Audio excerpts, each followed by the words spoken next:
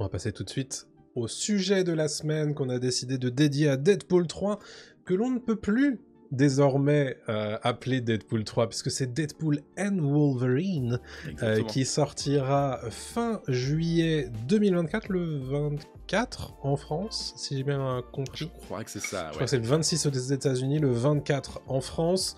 Bon, premier trailer. Jolie petite claque, on peut le dire ou pas? Très sympa, mais petite claque, je sais pas, mais il remplit exactement les cases et il en fait pas plus, et ce qui est très bien. C'est-à-dire que moi, je voulais pas qu'il le spoil trop. Ça reste un teaser plus qu'un trailer pour moi dans l'idée. Oui. Mais très sympa, très drôle. On retrouve tout de suite la patte Ryan Reynolds qui fonctionne super bien. Les enjeux sont posés aussi. Tout de suite, je trouve qu'on n'est pas perdu. Est-ce que les nouveaux venus, ou en tout cas ceux qui n'ont pas forcément vu Loki, parce que c'est quand même très lié à Loki, cette bande-annonce, seront perdus? Je sais pas, parce que nous tout de suite, en fait, on savait où on était quand il débarque dans la TVA. On va spoiler, cette bande-annonce, c'est une bande-annonce, c'est pas un film, vous pouvez le voir. Oui, on va parler de cette bande-annonce, après on va parler un petit peu de ce que représente ce film, parce que c'est le seul film Marvel qui sort en 2024, et donc beaucoup d'espoir repose sur lui. Exactement.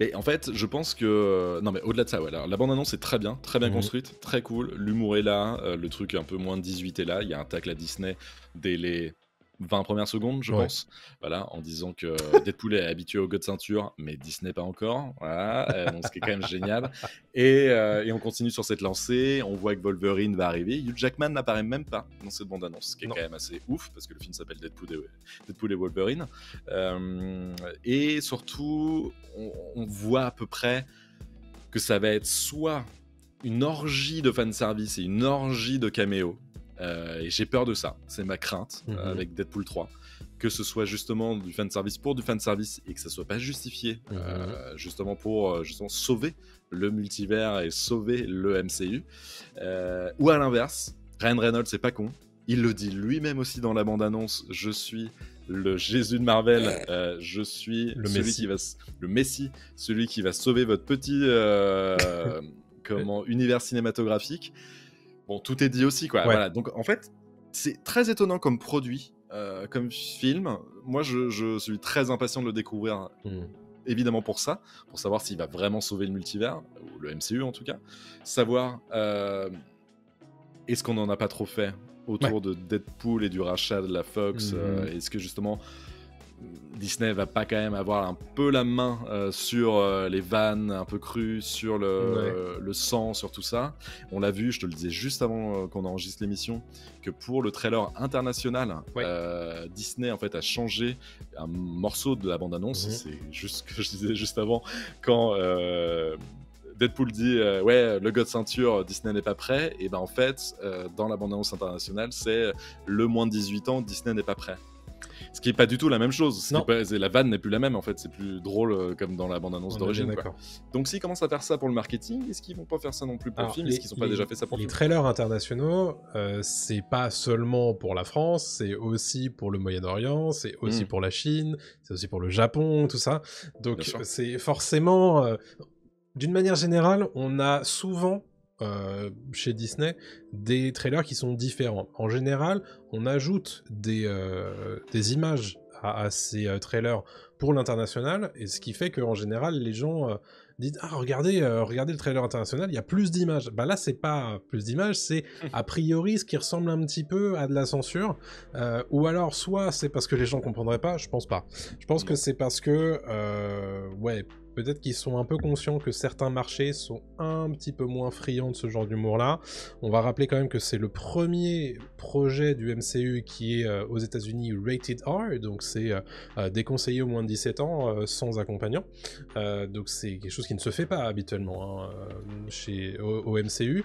Donc forcément, et c'est quelque chose qui se faisait déjà évidemment pour Deadpool 1 et Deadpool 2, et donc forcément, moi j'ai vu ce trailer comme une espèce de façon de montrer patte blanche en mode regardez, on ne va pas dénaturer Deadpool, le Deadpool de la Fox, il est toujours aussi irrévérencieux et il va se permettre des choses. Et en plus, il va pouvoir se permettre d'autant plus de choses que maintenant il est dans le MCU et regardez comment on va le rattacher. Donc cet humour graveleux là m'a un peu rassuré et je pense qu'il est fait pour ça. En mode regardez, non, ça va bien se passer. Non, c'est vrai que si y avait pas eu le rachat, si là j'avais été dans le coma pendant 10 ans et qu'on me dit c'est Deadpool de la Fox, je fais oui, c'est Deadpool de la Fox, je me serais pas posé la question de me dire c'est Disney, à part la vanne directement adressée à Disney, je me serais pas posé la question. C'est vrai, ça reste un teaser d'1 minute et quelques. Hein. On est bien d'accord. Voilà, c'est pas le film entier quoi. Toi, t'en penses quoi justement de. On va pas revenir sur le teaser en entier parce que finalement il y a des choses à dire sans trop de choses à dire parce que voilà, à part. À ce propos, excuse-moi de te couper, mais sur YouTube et sur Dailymotion de Pop News, vous avez la magnifique trombine d'Adrien qui vous explique tous les easter eggs de ce trailer, et c'est une vidéo qui est très sympa, qui est très courte, et je vous 4 minutes 4 minutes pour tout voir de ce trailer, et honnêtement, moi j'ai appris plein de trucs, parce que moi il y avait plein de trucs que j'avais pas vu. Donc c'est un métier, monsieur. C'est un métier. Donc allez-y, c'est de la publicité pour nous-mêmes, mais écoutez, qui va le faire ? Personne d'autre. Voilà. À part vous, public. À part toi, public. Fais notre publicité. Non, oui, j'ai pris 4 minutes pour justement revenir sur tous les easter eggs un peu secrets, cachés. Il y a des trucs. Un easter egg sympa, justement, qui annonce Secret Wars, un film du MCU qui arrivera dans quelques années. Il y a justement le côté variant de Wolverine. Est-ce qu'il n'y a pas d'autres variants ? Est-ce qu'il n'y a pas Doctor Doom ? Est-ce qu'il n'y a pas d'autres X-Men, etc. Donc, c'est plutôt sympa. Mais au-delà de ça et de ces easter eggs, le trailer est quand même très direct et nous dit Deadpool va devoir sauver le multivers avec l'aide de la TVA et puis il va bosser avec Wolverine. Point barre, c'est tout pour l'instant. Moi j'ai peur de la suite en fait. J'ai peur encore une fois de ses caméos, etc. Donc, bon, est-ce que le film sera ça ? Je ne pense pas. Je pense que Reynolds c'est pas con et je pense qu'il va pas casser son jouet alors que là il a une opportunité de malade d'être justement un peu le gardien de la galaxie like de l'époque en fait. Tu vois ce truc qui met un coup de pied dans la fourmilière et qui dit attendez, il y a un autre style maintenant dans le MCU, c'est le mien et vous allez voir qu'après on va pouvoir se marrer et faire d'autres choses et on va arrêter de la même recette que vous avez depuis des années. C'est comme ça que je l'espère. Est-ce que toi tu le vois comment ? Moi, je pense que il y a une volonté de continuer à s'amuser avec le personnage. Il y a une volonté de enfin permettre au personnage d'arriver au contact de ce qui était pour l'instant inatteignable, puisque la Fox et Disney, et donc Marvel Studios étaient impossible à rejoindre. Voilà, c'est le cas depuis des années maintenant, mais enfin, ils vont pouvoir le faire. C'est aussi l'opportunité de faire revenir et d'enfin re-rentrer les X-Men à l'intérieur du MCU. Donc, est-ce que c'est pas un peu beaucoup de choses pour un seul film ? Est-ce que ce film, il va pas être beaucoup trop long aussi ? Est-ce que ce film, il va pas être un patchwork de plein de choses ? C'est compliqué, je trouve. En fait, ça peut être fourre-tout comme un espèce d'énorme ride de grand 8 sympa à regarder, mais j'ai du mal à le voir en sauveur en fait du MCU. Est-ce que d'ailleurs ce serait pas intelligent de prendre le contre-pied de ça dans le film en disant bah attendez, moi je vais rien sauver, je vais plus en fait foutre la merde à droite à gauche et ça va vous permettre de créer des choses derrière, mais moi je vais pas vous sauver, je suis Deadpool, normalement c'est moi qui vais dans les univers, qui bosse avec Spider-Man, qui va faire chier Cable, etc., etc., mais je ne suis pas le sauveur, je suis pas un top tier du tout. En fait il y a deux façons de voir le mot sauveur. C'est est-ce que ça va être à nouveau le film à milliards du MCU, donc le sauveur économique, on va dire. Parce qu'il a besoin de l'être, puisque c'est le seul film Marvel qui sort cette année. Et 2, est-ce que ça va être aussi le film qui va faire renouer le grand public avec le MCU puisque, alors, en dehors des Gardiens de la Galaxie 3 l'an dernier, ça a quand même été échec sur échec d'un point de vue public et d'un point de vue box-office, les productions Marvel en 2023, et ça date pas d'hier, donc du coup, est-ce que ça va pas permettre aux gens qui étaient un petit peu passés au travers d'un certain nombre de publications Marvel ces dernières années, de re-rentrer dans la dynamique et dans la boucle ? Je pense, et c'est très intelligent d'avoir ramené Wolverine et donc Hugh Jackman, parce que Wolverine, tout le monde aime Wolverine, Bien on l'a pas vu sûr. depuis Logan, etc. Donc Et c'est Hugh trop cool de Jackman le est revoir. incroyable dans le rôle. Hugh Jackman est super, Hugh Jackman est encore stock comme jamais, il s'est Mm. entraîné que voilà. Donc ça va être super, et c'est l'occasion évidemment de faire un lien avec les X-Men, et c'est quasiment sûr à 100% que les X-Men vont apparaître. J'adorerais qu'ils nous annoncent le film X-Men en fait à l'intérieur de Deadpool 3. Ce serait trop bien en fait qu'on ait vraiment une espèce d'annonce surprise des X-Men, de coller ça aux 4 Fantastiques, qui est quand même normalement l'adaptation qui devrait fonctionner, qui devrait arriver, chez Marvel, mais qui aurait dû être là depuis bien plus longtemps en fait, mais qui a du mal à arriver, même si là il y a des annonces de casting avec Pedro Pascal, Henry Richards, voilà, donc le film va se faire, mais il faudrait qu'ils aillent un peu plus vite sur les annonces en fait de ça, qu'il y ait du concret, pas juste des trucs de casting, de machin. Non, faut qu'on nous dise dans Deadpool 3, eh ben regardez, en fait là on va voir peut-être Pedro Pascal, je dis n'importe quoi et ce sera pas le cas, mais tu vois, qu'on ait un clin d'œil aux 4 Fantastiques et qu'on nous fasse comprendre que c'est bon, ils vont arriver, que les X-Men nouveaux vont arriver, que là il y a une nouvelle façon de faire des films du MCU quoi. Après j'ai une autre peur, Ouais.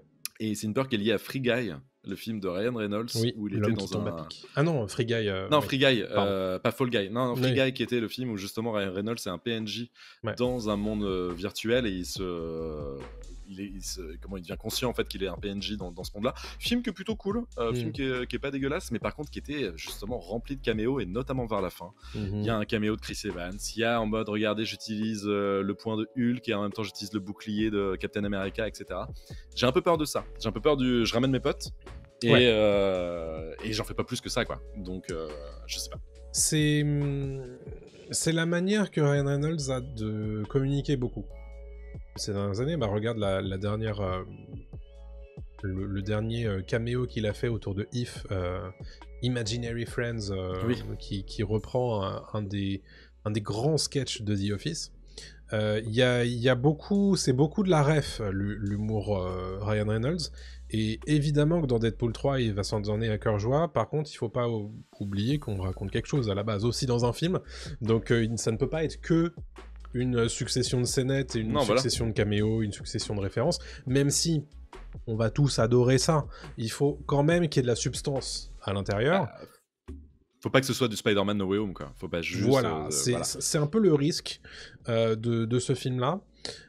Et quelque part, est-ce que c'est pas un peu beaucoup de responsabilité à donner à un seul film et à un seul acteur quelque part? Mais dans un monde où normalement, si t'imagines un monde où le MCU fonctionne bien, tout roule, il y a pas de souci.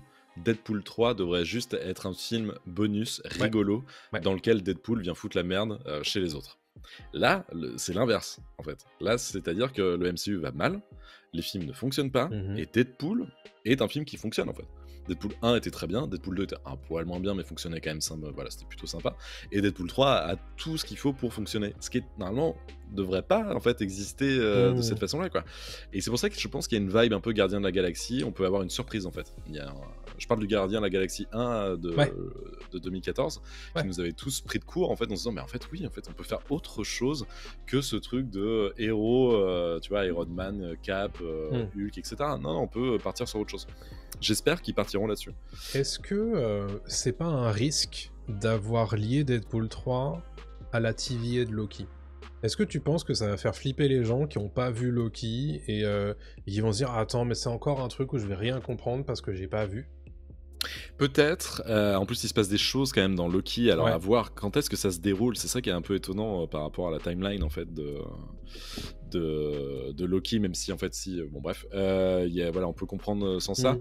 Ils font intervenir Matthew McFadyen de Succession, qui a un rôle un peu similaire à celui de Owen Wilson dans Loki.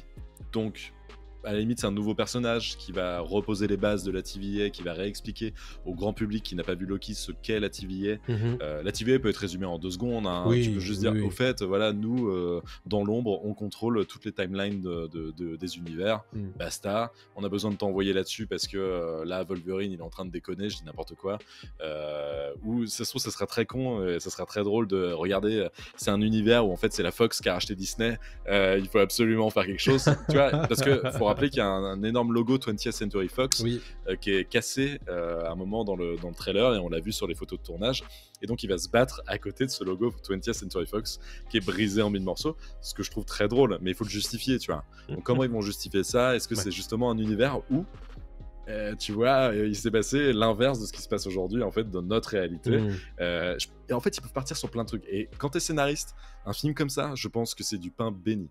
Mais c'est trop risqué, c'est très risqué. C'est pas trop, mais c'est très risqué parce qu'il faut se cadrer. Bah, et tu vois, j'espère qu'ils sont cadrés. Tu vois, typiquement, j'ai trouvé Deadpool 2 moins fort que Deadpool 1. Pareil. Et Deadpool 2, c'était déjà ça. C'était... on ramène les X-Men, machin, tu vois, et j'ai un peu peur que ça soit Deadpool 2, mais au carré, quoi.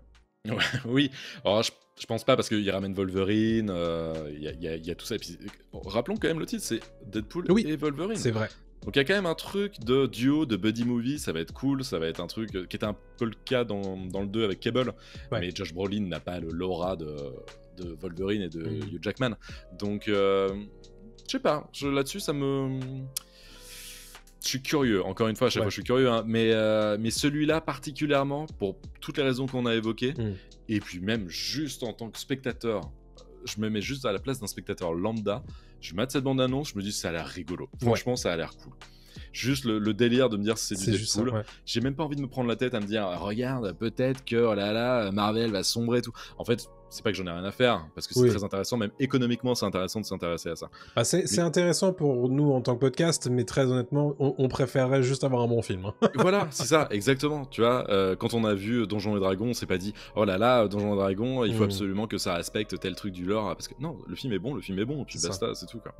Donc ouais, moi c'est mon truc sur Deadpool. On en reparlera, je pense, beaucoup dans l'émission d'ici juillet, parce qu'il y aura du marketing, et tu l'as dit encore une fois, Ryan Reynolds est un peu le roi du marketing décalé. Il adore ça, et pour Deadpool il va se faire un plaisir. Il a déjà commencé là avec des taglines bien senties. Il a même fait ça pendant tout le tournage avec Hugh Jackman et tout, donc ouais. Moi honnêtement, moi ce trailer il me rassure de fou. J'ai très envie d'y croire. J'ai très envie de voir ce film. Ça fait partie évidemment de mes attentes numéro 1 de l'année, et honnêtement moi j'ai fait un petit sondage là sur la chaîne YouTube et sur Twitch là tout à l'heure. Vous êtes 70% à avoir envie de le voir en salle. Sur YouTube vous étiez 18% à dire que vous étiez pas sûr, et 13% à dire que vous aviez pas envie de le voir. On est à 75% côté Twitch, donc 75% d'envie de le voir. Donc bon, vraisemblablement le trailer a plutôt marqué des points. Donc c'est plutôt logique d'avoir tout ça. On sera pas évidemment, comme tu le dis, sans en reparler tout au long de l'année. Il y a eu un certain nombre d'échos de tournage, mais aussi des photos de tournage, des rumeurs, etc. Donc n'hésitez pas à rester à l'écoute sur tous nos canaux habituels, YouTube, Dailymotion, podcast, etc. On est partout. Voilà qui clôture notre sujet de la semaine.